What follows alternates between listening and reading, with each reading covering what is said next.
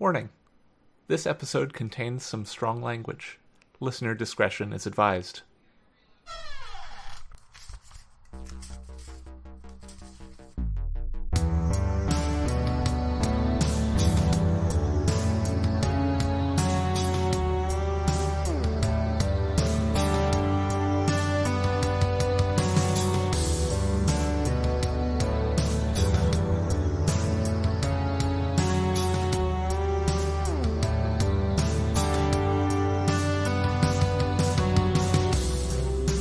Hello, and welcome to Tales from the Trunk, reading the stories that didn't make it.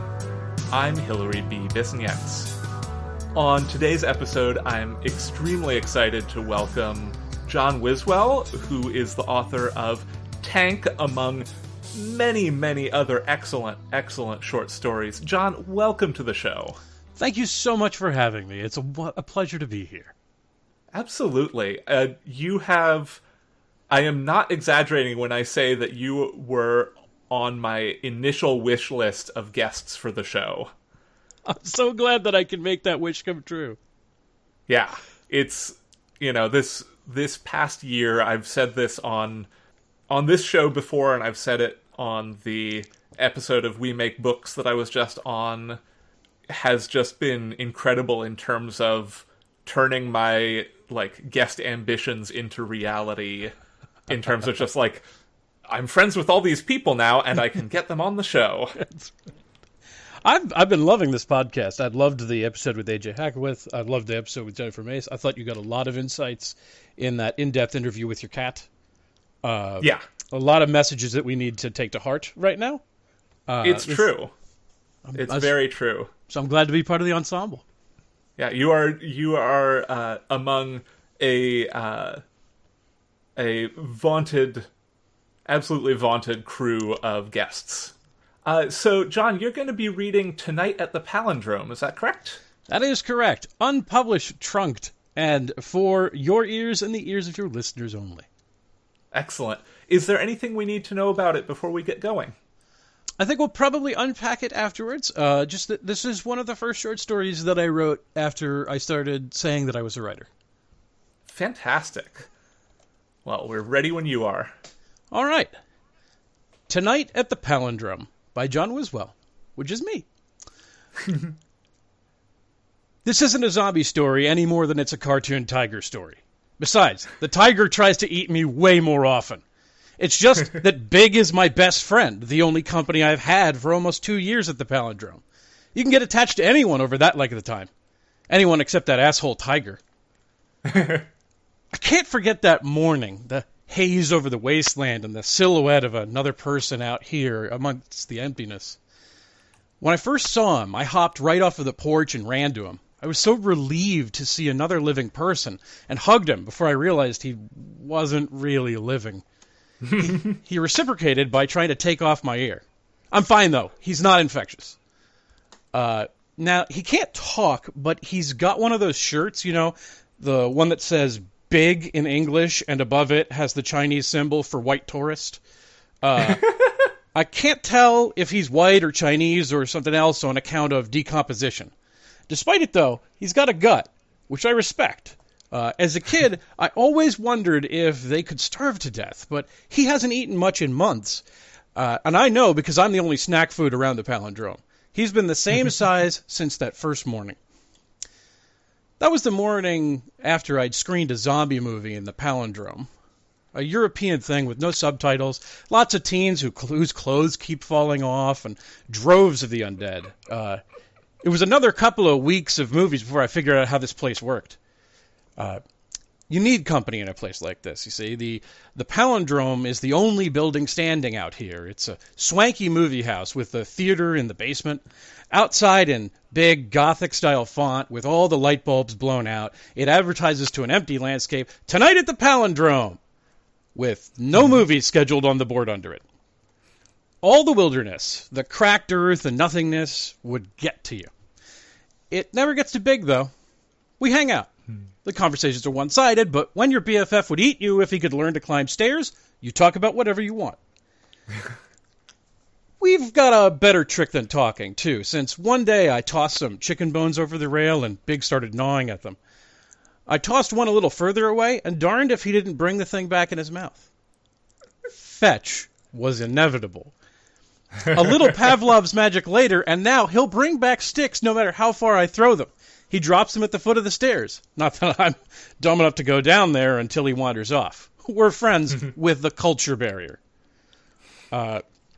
So I'm saying there's not much of an audience for film here. There are a few scattered foundations, like there used to be a town. One's got a basement that you do not want to visit. The remains of a brick wall are about 40 yards away from the porch. And I like to throw things at that wall just to hit it. It's not like I keep score. Okay, I do. My best day was about 15,000 points, and I'll leave you to figure out how many hits that is. Big is kind enough to fetch my game pieces afterwards. So we live here at the Palindrome, the only building in a ghost world. Would make a nice movie, right? I used to go exploring. Made a big mistake of checking out that basement across the way after watching The Jungle Book. That was before I realized what the Palindrome does. Now he's down there. An animated tiger with a taste for something other than Frosted Flakes. If it wasn't for Big, he would have gotten me. Instead, he ripped up the zombie's leg while I ran inside the Palindrome and slammed every door between us that I could find. I saw him regularly until last week. Shere Khan, Walt Disney's gift to this world, eyes glowing in that doorless basement. He tries to talk me into visiting. And I'm kind of a rube, and he almost got me once. He's got a great voice. I was headed down the stairs when Big wandered in front of them. It scared me so much that I stepped back, and I barely evaded the tiger's lunge. And the tiger got a mouthful of Big instead, and I hauled ass back inside the Palindrome. Sometimes I wonder if Big wasn't warning me. Big's fine, by the way. I mean, even without the meat on his thigh, he doesn't sweat the tiger. He's got the right attitude for this game. You might ask how I got here. Now, I asked that for months, too. The first thing I remember is the body. The guy still had the gun in his hand. And I didn't even realize I wasn't in Mom's house anymore until I made it to the lobby, calling for help. Except there wasn't anybody. No people, no phone, just a corpse in the projection booth, and I don't even remember what I was doing before I was here. Eventually, I buried the guy, though I wouldn't have wasted the time if I'd noticed the movie he'd been watching. See, he'd killed himself enjoying a tape labeled Dauber's Christmas 2008. I'm David Dauber, and that was the first movie my mom shot on her new digital camera. Sherry and I gave it to her for Christmas. How the hell it got onto VHS and all the way out here, I don't know. But it did, and this guy watched it. I've watched it a lot since, and yeah, I cried because no one else came. It's one per movie, baby. One zombie, one cartoon tiger, one croissant from a buddy cop movie. One David Dauber, and no one else, no matter how many times you watch it. To think I used to avoid my family and dream of moving out. Now I miss that pull-out sofa with the springs that guarantee a sore back, and I'd drink that bitter coffee that no cream could cure, and I'd hug my little sister Sherry, and I'd never let her go, and I'd argue with my asshole stepfather about what a degree of journalism will do. I'm reporting from a magic movie theater in a dead world. Eat it, Ralph! You can only smile along with home movies for so long. Watch yourself decline a second slice of that divine pecan pie because you'll never get a girlfriend if you don't drop a belt notch. Well, I don't have a girlfriend. I have a boyfriend, and he's a zombie. And every 3 days, there's a new VHS tape on my porch. Damn it, I would have gotten seconds on that pie if I'd known.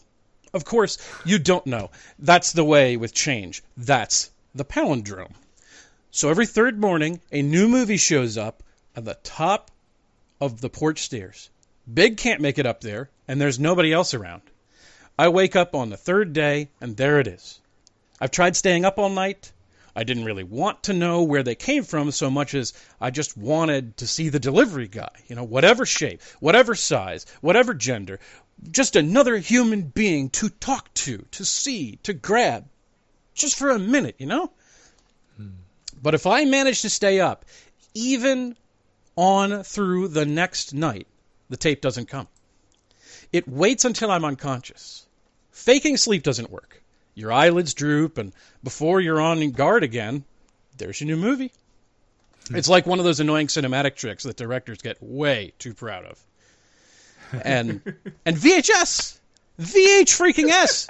And you'd think this place would have gone digital by now. The Palindrome would have filled this wasteland already if it had Netflix. I can't really press my luck because I need those movies for food. The previous operator left a nice cache of canned goods, but not a lifetime supply. There are 2 rooms in the Palindrome that are wall-to-wall with canned apricots, peas, carrots, noodle soup, and something called chicken substitute, which I really don't recommend. It's got gnarly bones in there. You know all the stuff came from one of the movies, even if I've never gotten a haul like that. Probably a movie set in a fallout shelter. None of it has expiration dates, and I haven't gotten sick, but dry tuna and the same 2 veggies will eventually drive you insane. That's why I watch those movies. Not for entertainment. I've got to get some new food in here. And you can't predict what you're going to get. So you might as well watch both The Sound of Music and Godzilla vs. The Thing. I got a dress and a briefcase full of yen, in case you're wondering, out of those 2. The dress showed up on the roof, and I saw the metal briefcase shining in the sunset on the horizon. The stuff can manifest anywhere, but when it appears outside the Palindrome, big is usually good enough to bring it home for me. Teaching a zombie to fetch really felt worthwhile after he dropped a bag of extra crunchy potato chips on the foot of my porch. I treasured those chips. Even the insultingly salty crustals at the bottom of the bag. He learned to only bring food. And at one time, he dropped off a severed head from a slasher flick. And while he doesn't speak English, I think my shrieking expressed our difference in tastes. He was trying to be friendly, though, sharing one of his snacks. He's a good guy, even if he does gnaw on my shoe when I get too close to the railing. Even the dead get lonely at the Palindrome. I think we'll pause there. It's okay. That's the outset of Tonight at the Palindrome. That's so wonderful. Thank you. I really appreciate when people bring their early stuff on in general, because it is so cool for me to be able to see, like, oh, this is where they came from. And in this case, like, that was entirely everything I think of when I think of a John Wiswell story. It was, like, sad and laugh out loud funny at the same time, and, like, it... Thank you, buddy. Oh, thank you. I appreciate it. That means a lot. Listeners, we are recording this on the year of our Lord 2020, November 7th, and so if I'm a little extra emotional today, we understand why. It's a pretty good day to hang out and tell stories with people. Yeah. So, I want to know everything about this story, and especially, like, where the realization of, oh, I've got to trunk this came from, and sort of what your journey was into saying that you were going to be a writer. Okay. So, I wanted to be like a supernatural fantasy science fiction-y writer early on, and then made the mistake of going to a conventional college where they did not want anybody to be that. And so I came out of it having grown a lot, but having really been shaken in what I was supposed to produce. And having, like, you know, binged the classics and missing a lot of the science fiction and fantasy canon. And when I was left after graduation, not entirely sure where my career was supposed to go and what I could make that anybody would want. And it was upon that I went to a party and for the first time in my life found a dog that fetched. And if you have not until your 20s encountered a dog that will bring a thing back to you, it's very magical. It is very much like meeting an orc or a wizard. You're just like, oh wow, it's real. I'd heard tell of this thing. And I spent the entire night talking to people and socializing, but in the back of my head being like, what are other cool things that could fetch? And what would be the funniest thing that could fetch? And it was a zombie. I used to write a lot more stuff with zombies in it. In fact, I have like a couple of trunk zombie stories and then like about a dozen zombie story ideas that I haven't written. Because if one wants to get published in short fiction, one does not write zombie stories unless Alan Datlow asks you to. It's because, editors have seen so many that have been terrible. They are biased against them. They either don't want them at all or are very picky, which is seems very unfair to the writer who has who has read maybe one issue of their magazine and is a new baby like I was. But from the editor's standpoint, makes a great deal of sense. And if you've ever had the privilege to serve as like a slush reader, it's very easy to get tired of certain tropes. And it's funny because the earlier drafts of this story were even more signaling that it was a zombie story, which is the worst first impression that this poor story could have made. And I put pen to paper one night, and I hadn't written anything of substance in months. And by substance, I mean anything more than a paragraph in months. And then I just sat down one night, and I'm like, come on, try. And I wrote, like 4,000 words in one sitting, which I hadn't done since college, and hadn't done for fiction in longer than that. And it was just so invigorating to let loose with the things that the college environment had sort of pushed me to not do, which was be anarchically funny and to indulge science fictional conceits. And then what's funny is you say what the path of the story is to becoming trunked. This story then got rejected everywhere. In fact, I'm not exactly sure how many times it's been rejected. So I'm going to open up my personal submission history folder, and Fantastic. we're going to count in real time. 1, 2, 3, 4, 5, 6, 7, 8, 9, 10, 11 from a magazine that's gone out of business since then, 12, 13, 14, another magazine that's gone out of business since then, 15, also out of business since then, 16, 17, 18, 19, 20, out of business since then, 21, 22, 23, 24, 25, 26, 27, 28, 29, 30, 31, 32, 33, 34, that's an anthology, but I'm counting it. Counts. 35, 36, 37. This has been rejected 37 times. Over the course of, I'd say about 15 years, because I wrote this shortly after college. I think I was submitting it by maybe 2008, 2010. So I guess between 10 and 12 years of submissions. It actually got trunked twice. There was a period of 2 years where it's like, well, you can't write like that and get published, which we'll probably talk about a little greater length a little later. Of course, yeah. And then still later, I saw all of the flaws in this story and realized that I could completely rewrite it from the ground up and probably sell a version of it, or I could trunk it entirely. And I have come to a place in my career where I don't do massive rewrites a lot. On short fiction, I tend to just go write a new thing. And if anybody knows me from Twitter or knows me from my work, like the reason that I have a bunch of sales right now is that I just go and write a new thing a lot of the time. And so this story kind of went on the back burner, and I have a lot of fondness for certain elements of it. It was wonderful to hear you laugh at certain parts of it. I do adore those jokes and those weird points. Even now, I could see how to reorganize it, right? But it just did not.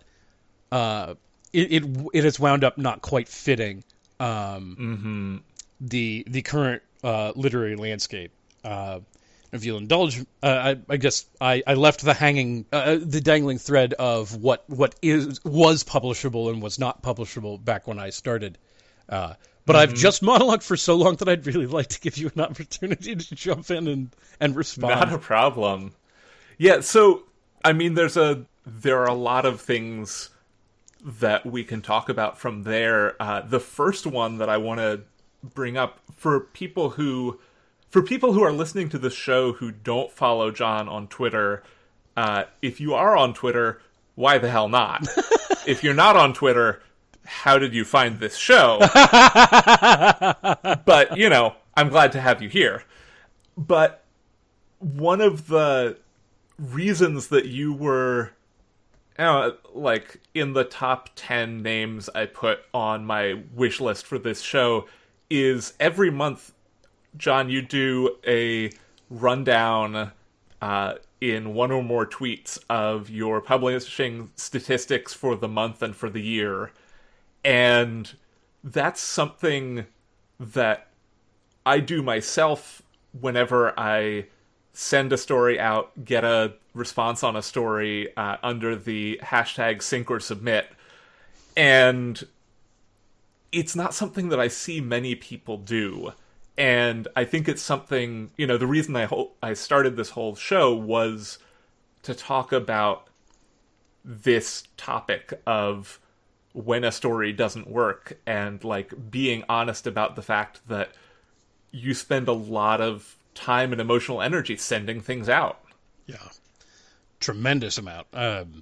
And at various points, I don't think it's just new writers. I think there's a lot of attention on new writers feeling burned out by the initial wave of rejections that they will usually experience. I certainly did, and almost every writer I've ever known has had the dark tea time of the soul.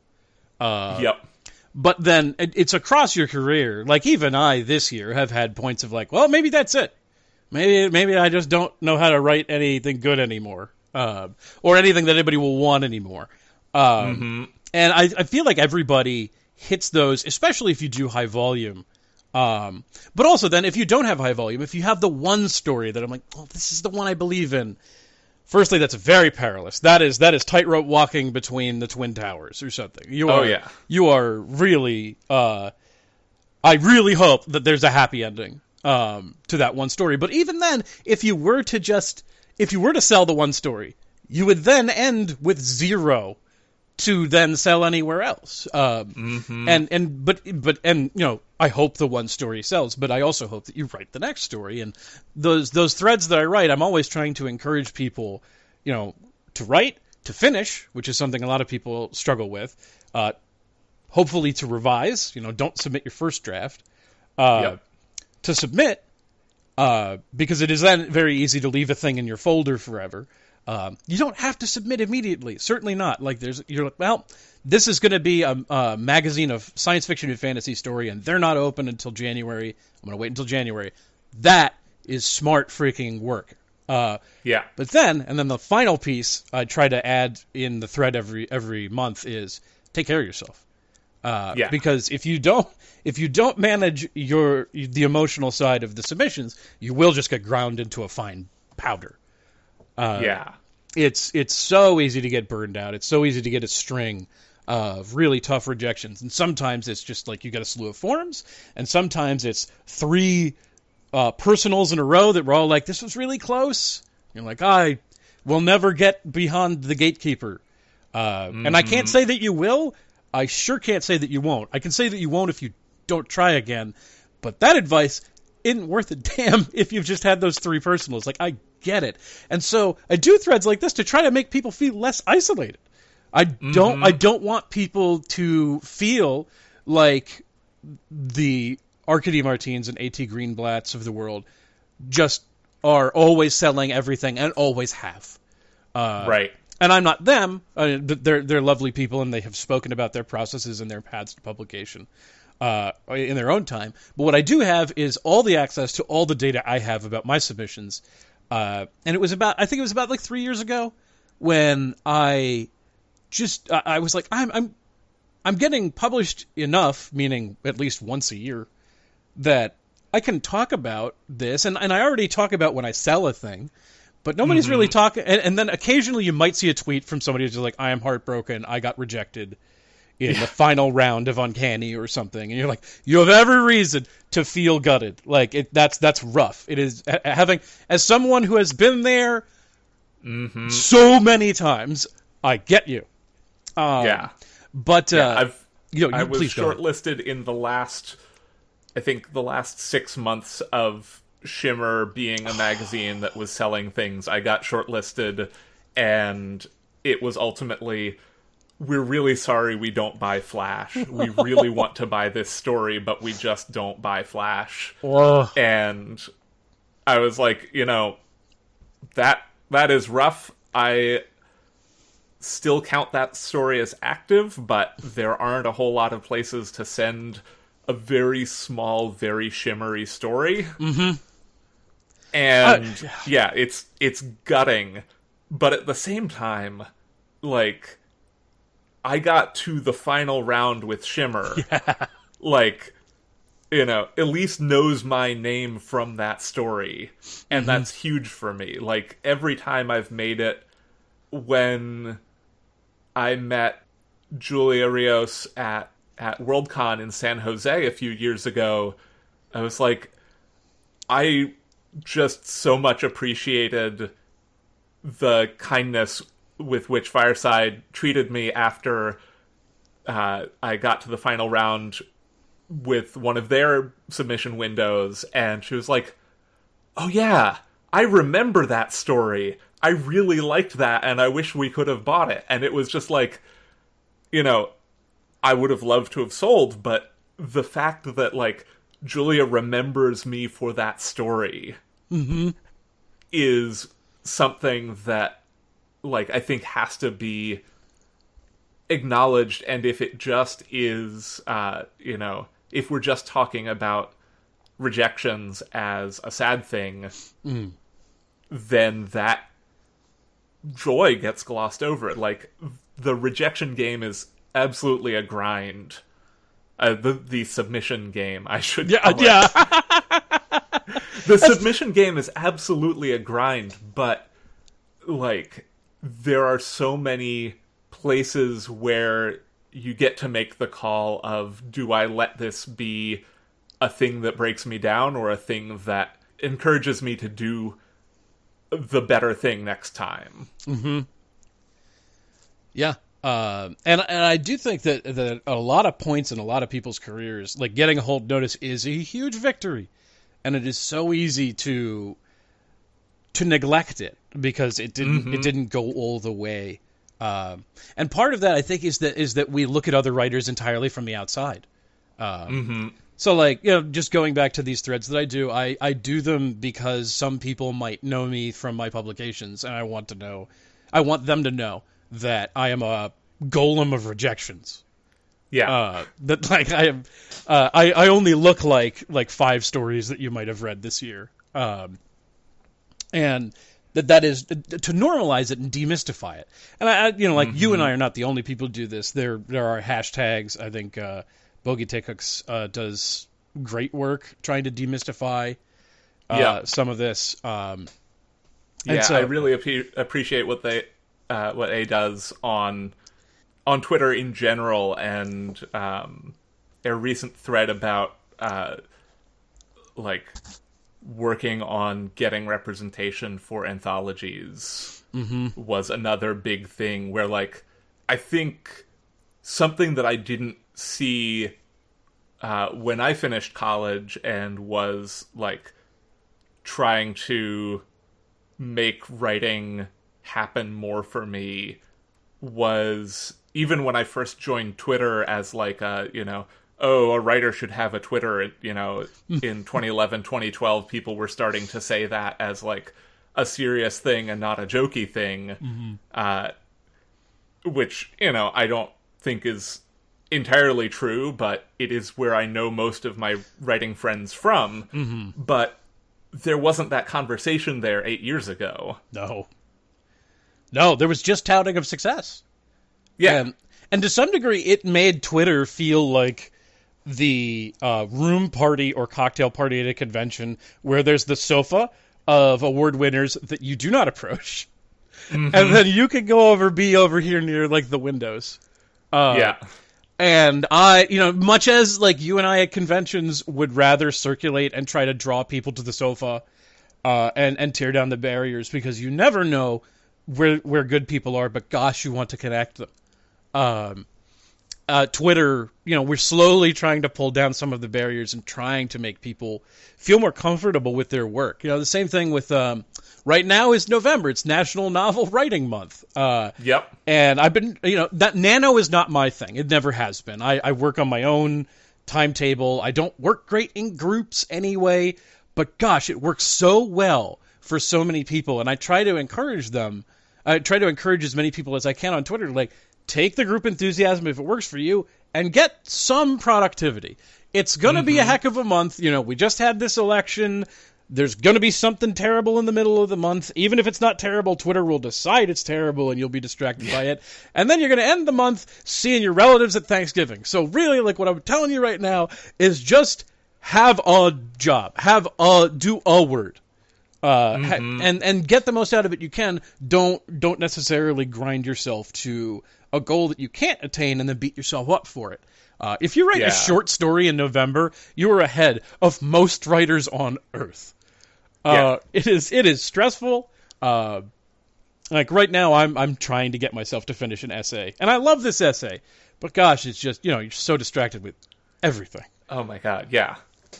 No, I had yesterday off because our CEO decided that 2020 had been enough and we should just have a day off, which I deeply appreciate, because I'm doing Nano, and I had written 300 words in the previous 2 days, and was like, okay, well, I wrote over 2,000 words yesterday. I'm not caught up, but I wrote over 2,000 words for the first time, I think, in 2020, in a single day.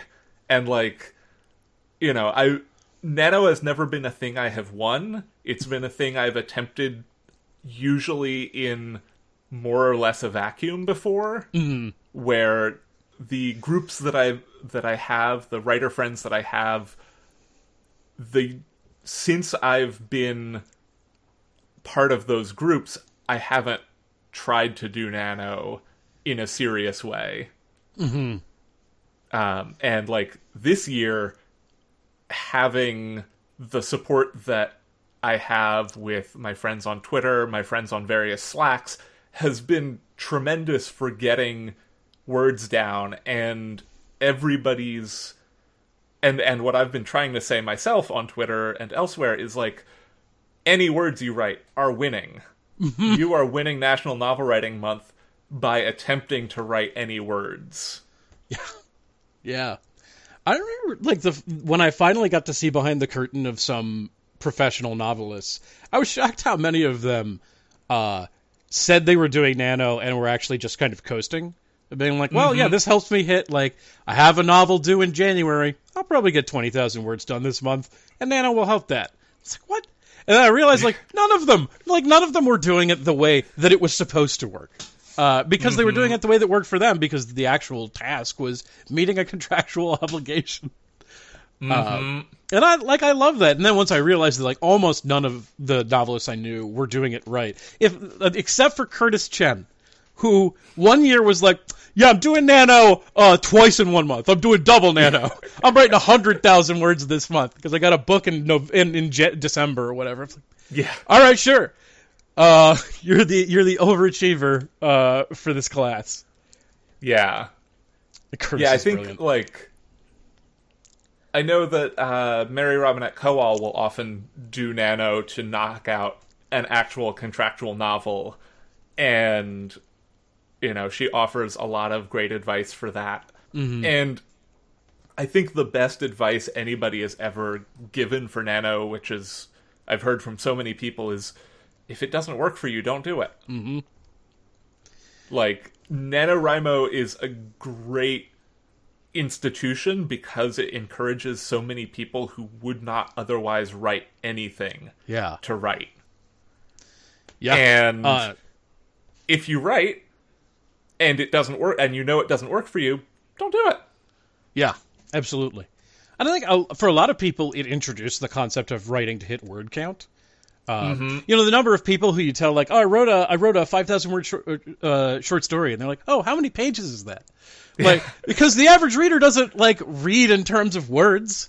You didn't grow up being like, I can't wait to one day write a 3,980 word story that hits this guideline.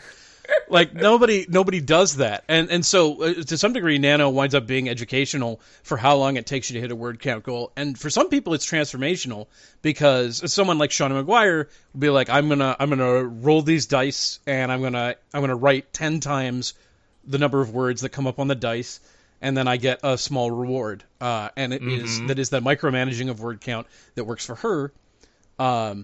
Word count wound up, ironically, not working for me at all. But when I talk about that, like, it's not that nobody should do word count. You should see if it works for you. For me, weirdly, it's always been plot or scene goals. Once I've written X, Y, and Z, I can stop for today. Yeah. Because I tend to ride the invigoration of getting a part of a story done. And a lot of people just don't work like that. And it would be criminal if then everybody tried to conform to my way. Because then 15 people would still write. I guess everybody should write the way I do so that I can thrive in a lack of competition. But outside of that, they should not write the way that I write. And I love that Nano has exposed so many people to this different way of thinking about producing. Yeah. Yeah, it's the like team that I am writing with for Nano this year is my wife and one of her childhood friends and one of our friends who just moved to the area after finishing law school, and we met them through a mutual friend from college.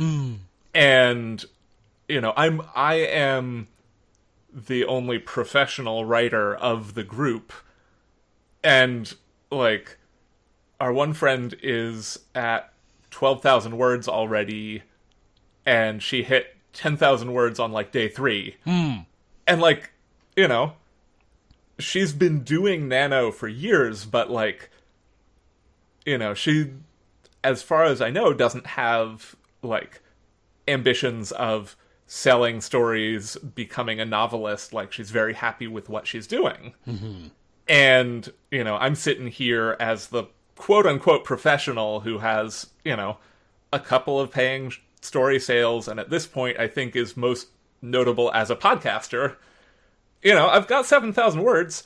That's great for me. Yes.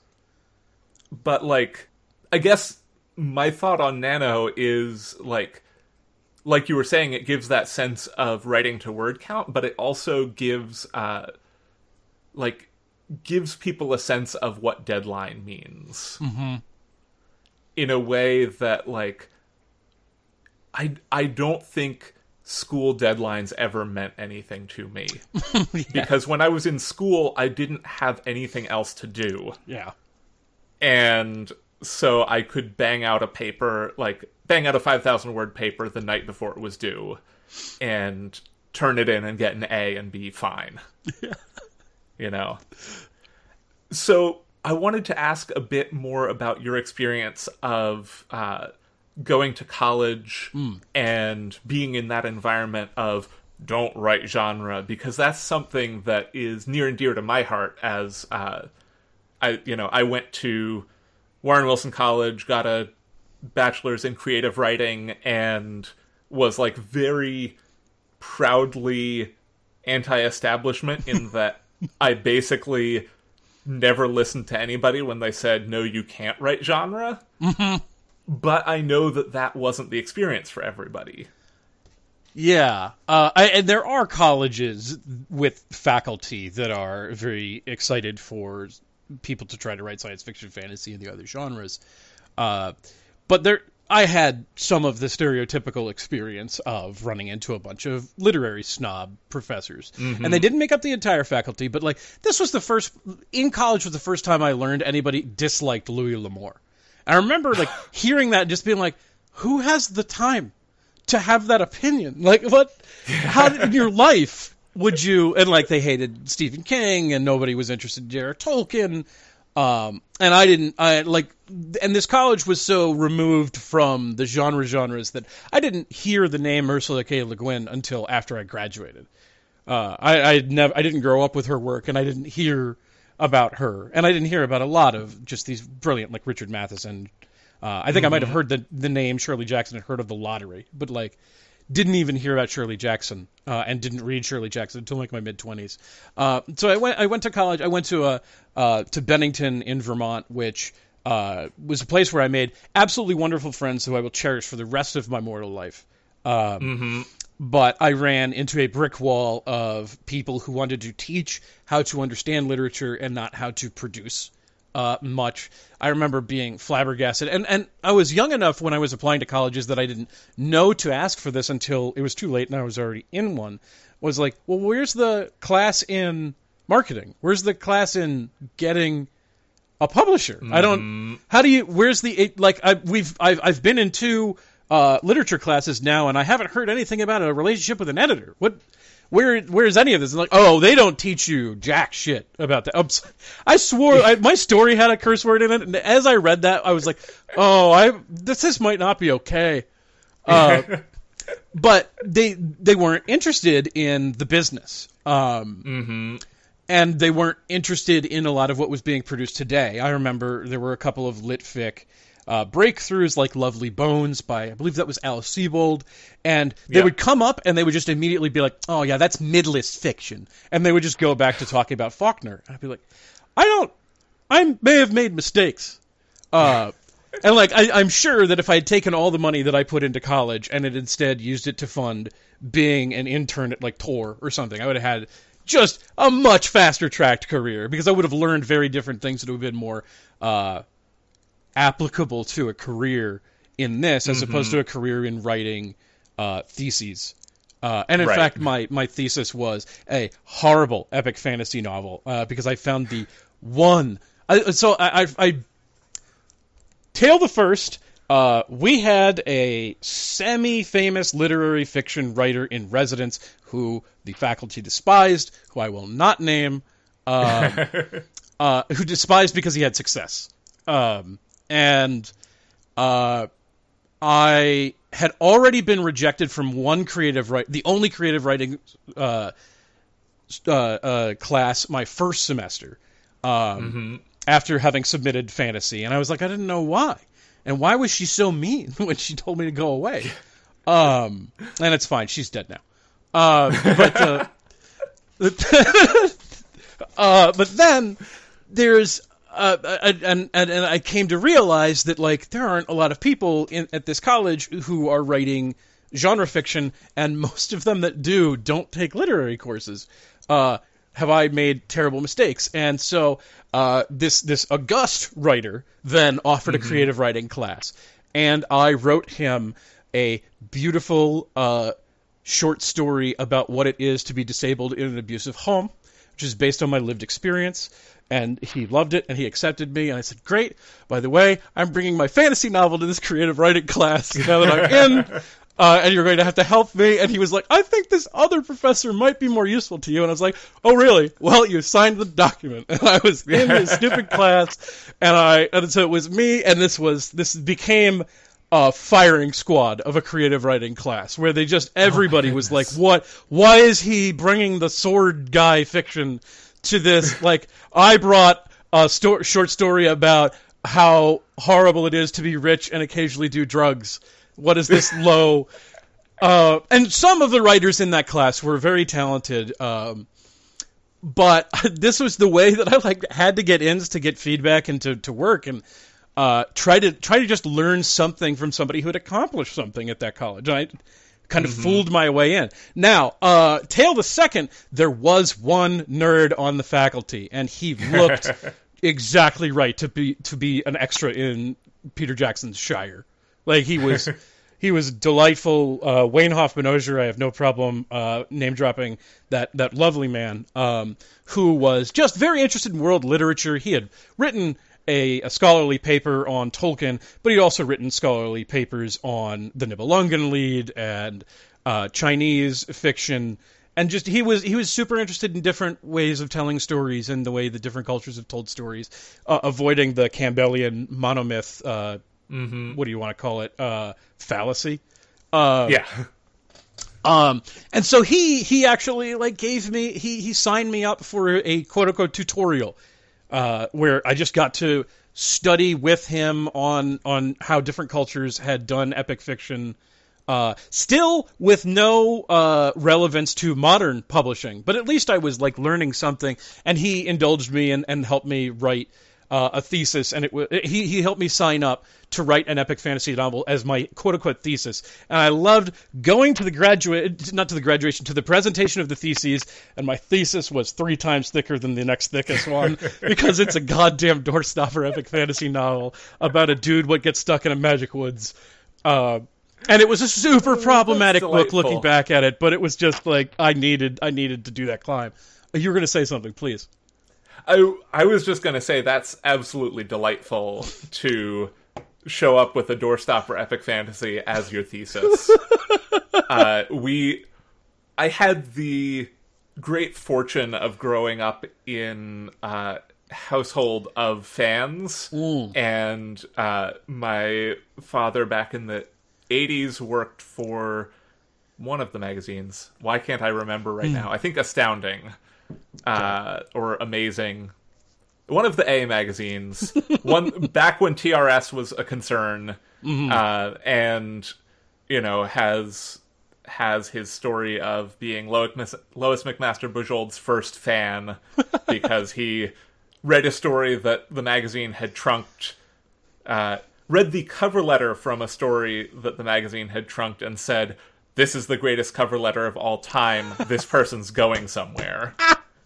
Excellent. So I grew up knowing a thing or two in general about sort of the business, at least in terms of write a cover letter, send a thing, wait, get rejected, try again.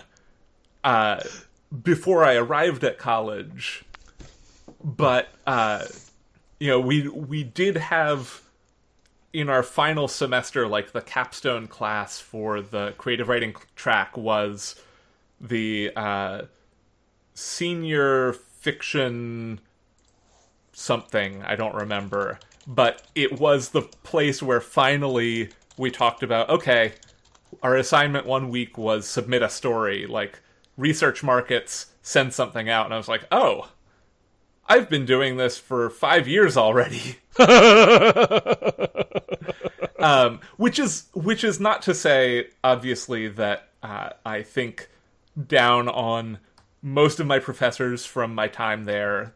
They are, by and large, a wonderful group of people, and I am not going to name any of them so that none of them figures out that they were the one I didn't like. Sure. But, I also ran into this thing of just, everybody sort of having this idea, except for one professor, having this idea of, oh, genre is not a thing we write. Mm-hmm. And that, the challenge for me was making genre palatable to the literary audience, which I think taught me something about, wordsmithing, at least. Yes. But it wasn't until I had a teacher who said, I don't care what you write, just make it good, that, I really got to take off there. So, I bring this all up just to sort of acknowledge that, it is good if you want to, if going to college for creative writing is a thing that is within your means and is something that works for you, do that, and it is not necessary. Yeah, absolutely. By any means, because there are as many tracks towards success as there are people writing. Mm-hmm. That's a great way of putting it. Yeah. So, at this point, this weird blue police box just showed up in the room behind me. And I was wondering maybe if, John, you could step into this time machine with me for a second, and if we could go back to the dawning of the era of Wiswell as a fiction writer and talk to young John and just offer any words of wisdom of what you wish you had known then that you know now. Okay. Yeah, that is a great prompt. I haven't done a prompt like this in a long time. So yeah, young John, the field is going to get so much more diverse than you believe it can be. You're reading a lot of classics right now and wondering if you just hate this genre entirely. You don't. You hate how stifled it is. The writers that haven't been published yet that are going to blow your mind are on their way and are fighting their way through, and in fact, they're going to help make a way through for you. Some of them are actually going to want to talk to you and are going to like your work, and it's going to blow your mind. And then you are going to be able to turn around and return the favor to writers who haven't been published yet who need your help. Extend the hand. Help out where you can. The best way that you can network, some people are going to be better at networking than you. That's fine. Your way of networking is treating everybody you meet like a human. And you do not know what somebody is going to be in 10 years. So why not treat everybody like they matter now?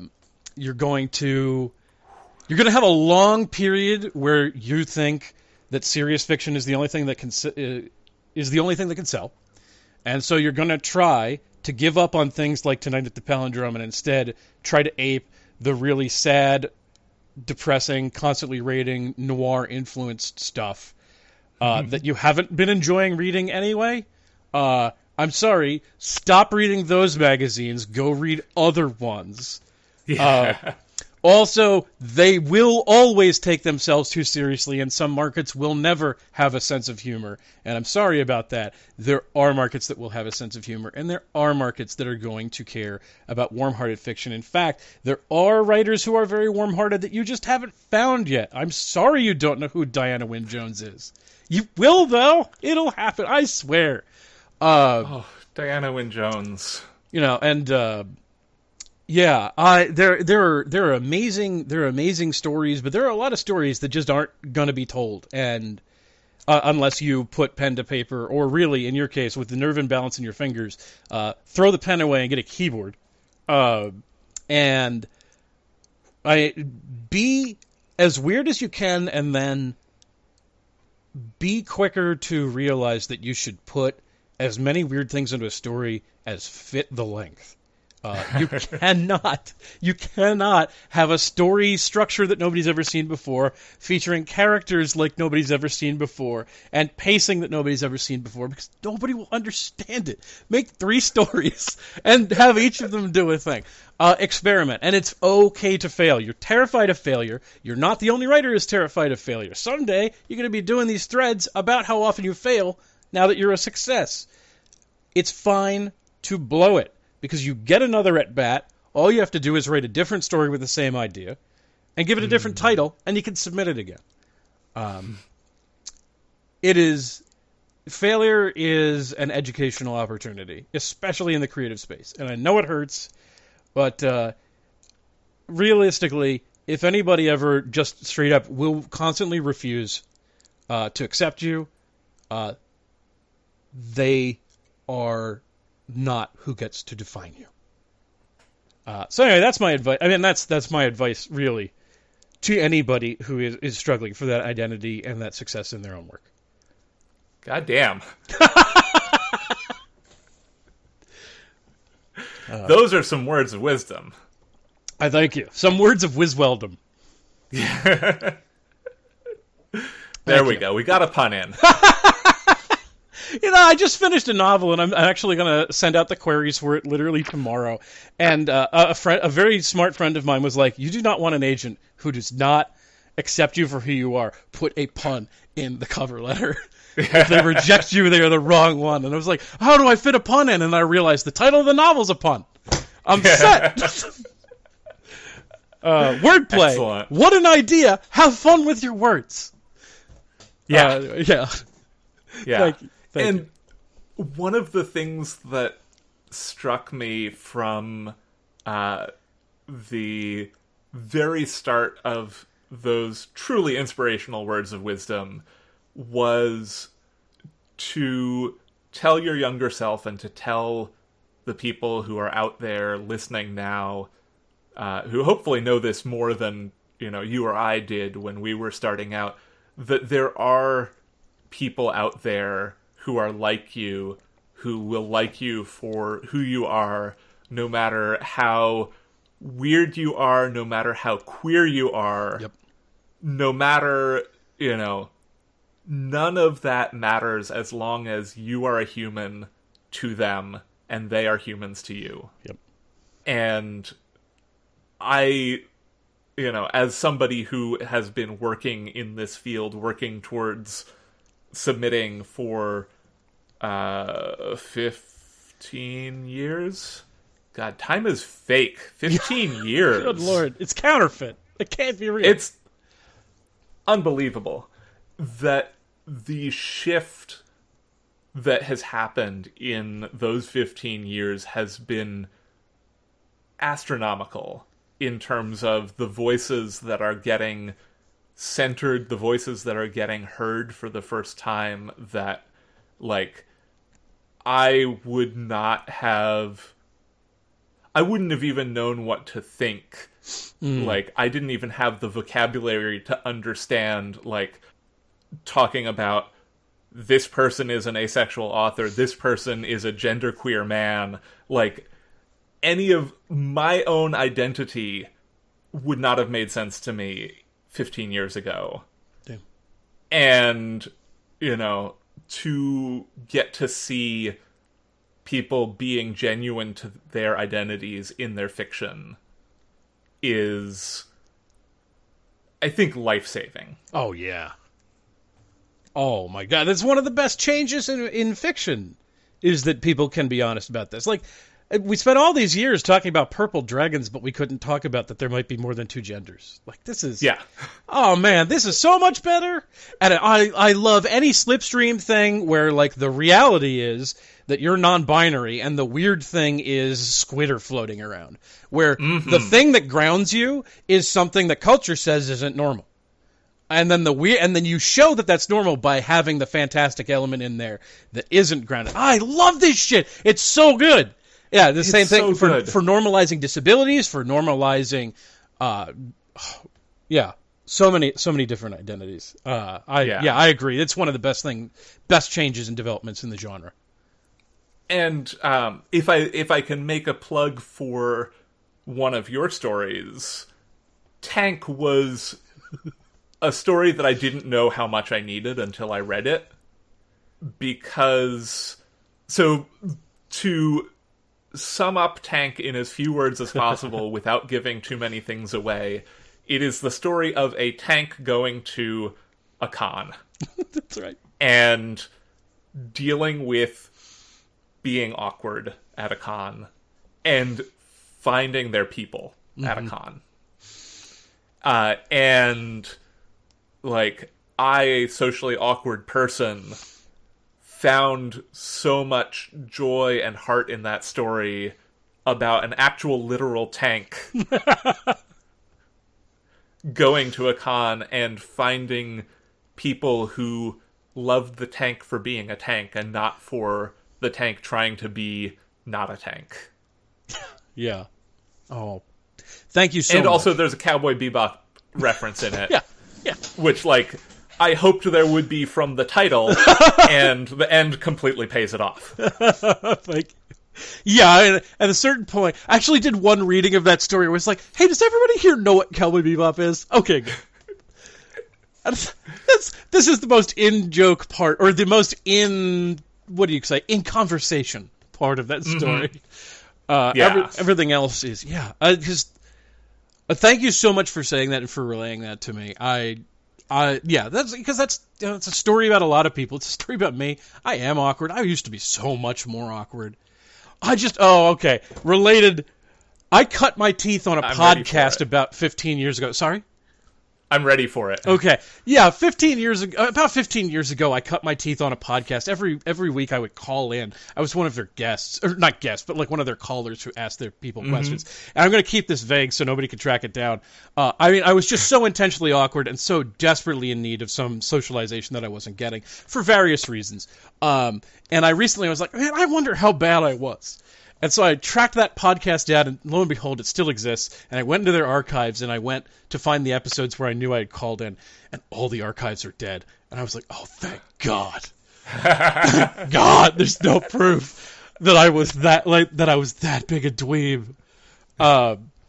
But, you know, like, Tank comes from a lot of lived experience, but then the allegorical and the analogical aspects are just as powerful, right? Like, I mean, the story, the Tank hates revolving doors is, to the audience, I was a wheelchair user for a while, and I will be again. I hate revolving doors. And, you know, and actually, the first time I did a reading, I had a couple of wheelchair users in the audience. They were like, yo, yeah, those are the worst. But, you know, like, I have my awkwardness, which is one of the reasons that I try really hard to open doors at conventions for people. Because just because you're awkward doesn't mean that you lack value. You know, like, and just because you're an introvert, right? Like, maybe you're the sort of person who prefers to spend a lot of the time listening. That doesn't mean that you should be treated as a creeper who's on the periphery. I want to let people in. I think this community is better if we treat it as a community. So anyway, yeah, and that obviously is why that story is that story.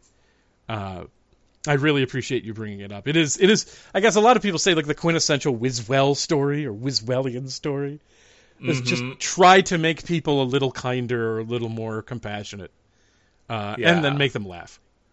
Yes, and then make them laugh.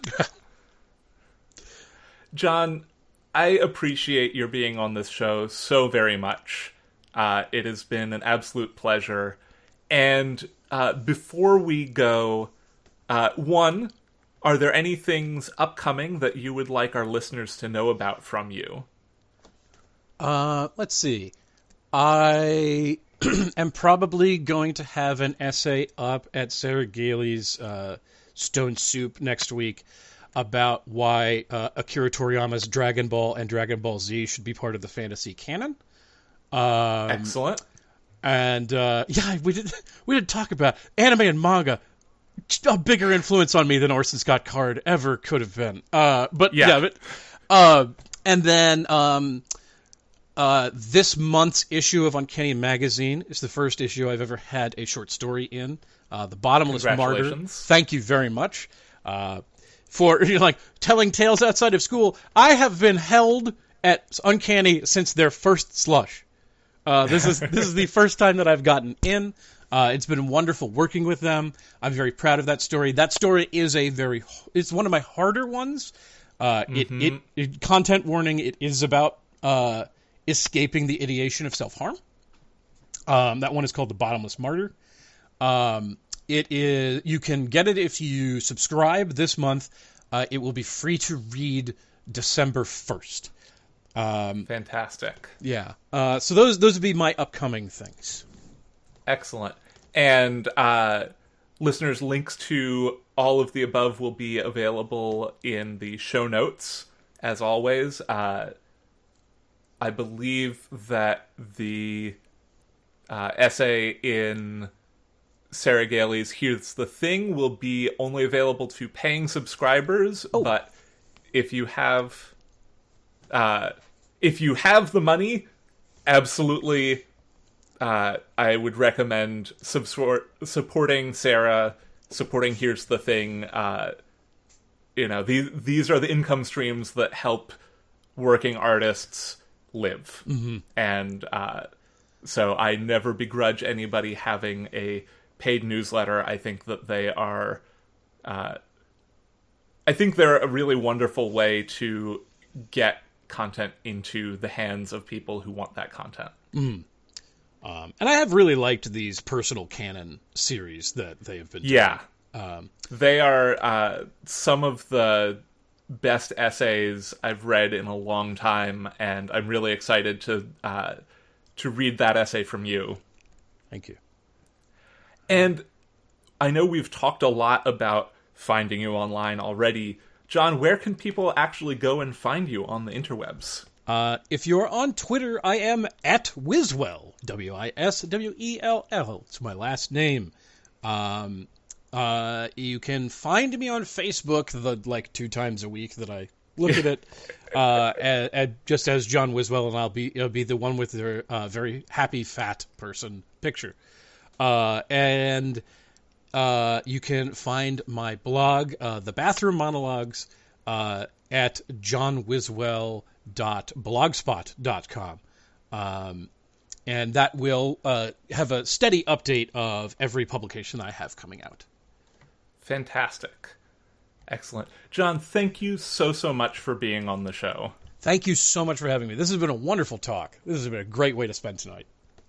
Absolutely. It's, I say this on Twitter, certainly after every time I record a podcast, whether it's an episode of this show or guesting on somebody else's show now, which is a thing that happens and is banana pants. But podcasting, I think, is one of the biggest things that has improved my mental health over the past 2 years, because it is a way to connect with my friends, to make new friends, and to share that with the world. So I really appreciate your joining me. I really appreciate you having me, and I really appreciate you putting it out there, because podcasting is healthy for the creator. It's also incredibly healthy for the consumer. There have been so many times when I've put on a podcast, yours included, just to unwind when I couldn't get the brain to read anymore. But you need like 0.1 socialization. 0.1, not 1.0. That's too much. Nope. Just enough socialization that somebody else is doing the friendship. Yeah. Yes, exactly. Oh, thank you very much for having me. Thank you. Listeners, join us again on the 3rd Friday of December, when our guest will be Phoebe Barton. Tales from the Trunk is mixed and produced in beautiful Oakland, California. Our theme music is Paper Wings by Ryan Boyd. You can support the show on Patreon at patreon.com/trunkcast. All patrons of the show now get a sticker and a logo button, along with show outtakes and other content that can't be found anywhere else. You can find the show on Twitter at Trunkcast, and I tweet at HBBisnieks. If you like the show, consider taking a moment to rate and review us on your preferred podcast platform. And remember, don't self-reject.